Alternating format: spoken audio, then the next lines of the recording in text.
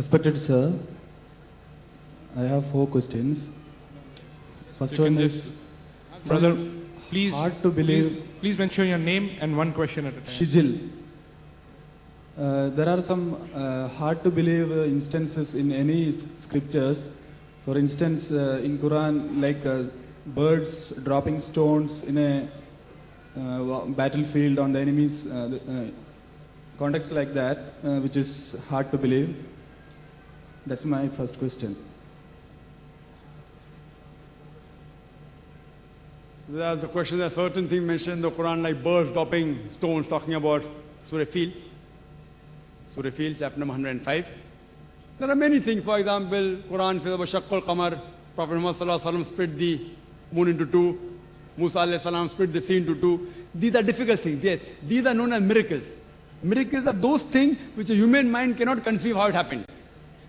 For us human beings, to make the moon into 2 is not possible.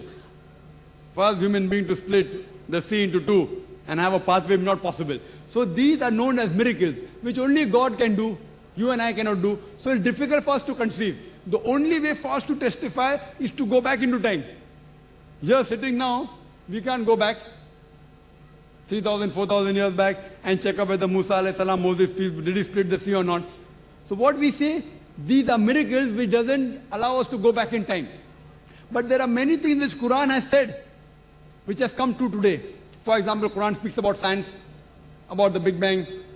Quran speaks the light of the moon, not its own light. Quran speaks the earth is spherical. Quran speaks the sun rotates, which to a man 1,400 years back would sound, what is this nonsense?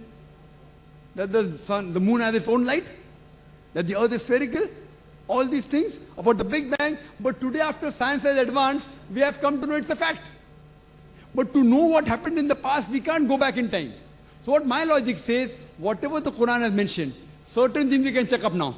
Certain things we can't check up. We can't go back in time. So that goes in the ambiguous slot. So what things we can check up today? Out of those things, whatever we can check up, so 80% things we can check up. So my logic says 80% of what the Quran mentioned, we can check up today, and we have come to 100% correct. Whatever we can check, not even 1% is wrong. Most of the contents are historic, I think so. Yes, that's what I'm telling you, brother. Historic. For you to say that thing didn't happen, you can only prove by going back in time. If the Quran says Prophet Moses split the sea, you can't prove that he didn't split. Neither can you prove he split. But we can't go back in time. Can we go back 3,000, 4,000 years back? Can we go? We can't. So what we say logically, this may have happened, may not have happened. May have happened, may not have happened. The birds may have dropped stone, may not have dropped stone. Correct? What we say, this is ambiguous. If we talk about the nuclear bomb, 1,000 years back, would they have believed? Would they have believed? They would have said this is nonsense. Right or wrong? But today you and I believe or not? Because science is advanced. Similarly, there's nuclear bomb, there's atom bomb. So birds dropping stone, what's the problem? It is so easy. Nuclear bomb is more difficult. So here we realize we cannot go back in time. So what my logic says, whatever we can testify today, whatever we can analyze today, out of that, 100% has been proved to be correct. 20% we can't analyze. We cannot talk about heaven and hell. I mean, we cannot go back. We can't go in future. We cannot prove scientifically whether there's heaven or hell. So you'll ask me, Brother Zakir, you're a medical doctor. How do you believe in heaven and hell? I said that goes in the 20% ambiguous slot. So my logic says when 80%, what we can check today of the Quran, has been 100% to be correct. Not even 0.1% is wrong. So my logic says what 20% is ambiguous, inshallah, God willing, even that will be correct.